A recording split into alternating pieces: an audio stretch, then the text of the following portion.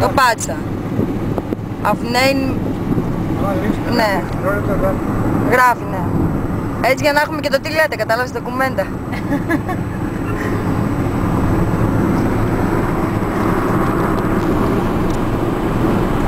Ότι όντως πηγαίνουμε. Για να βλέπει τη φάτσα του, να δει τη φάτσα του πώς είναι.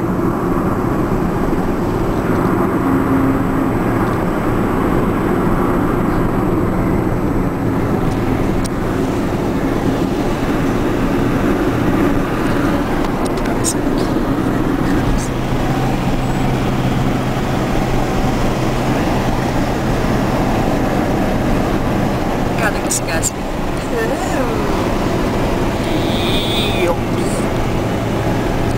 Σέβανα μας έπιασε. Δεν αφορώ, εγώ τόση ώρα που μιλάω το μεταξύ. Μιλάω, μόνο το πάθα. Πού είναι οι άλλοι από πίσω? Έρχονται. Ναι, ανάποδα μήπως το έχεις. Ναι. Είναι μακριά μας. Το στράτος είναι από πίσω. Ναι, αλλά είναι μακριά, δεν φαίνεται ο στράτος. Εντάξει, δεν φαίνεται. Τάσο, πώς νιώθεις? Θέλω να συνέχεια πολύ γρήγορα, γιατί έτσι. Ναι.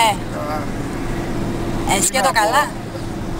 Τι να πω, Έλα, συνέντευξη τύπου. Έλα. τι να πω παιδί μου. Πώς αισθάνεσαι που... Πολύ αμήχανα, πολύ μπερδεμένο, δεν ξέρω. Το χαραμπό αριστερά. Τι είναι αυτό που θα γίνει. Τι είναι αυτό που θα μας συμβεί. Ξέρεις, να σε συμβουλέψουμε για την πρώτη νύχτα. Πρώτη νύχτα.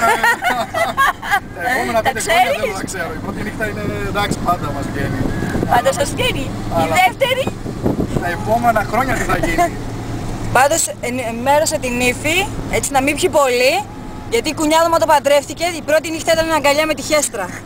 Ξερνούσε. Λεκάκης. Εγώ το λέω είπα ευγενικά τώρα, τι θες εσύ. Πολύ ευγενικά. Οπότε ξέρεις, θα πιει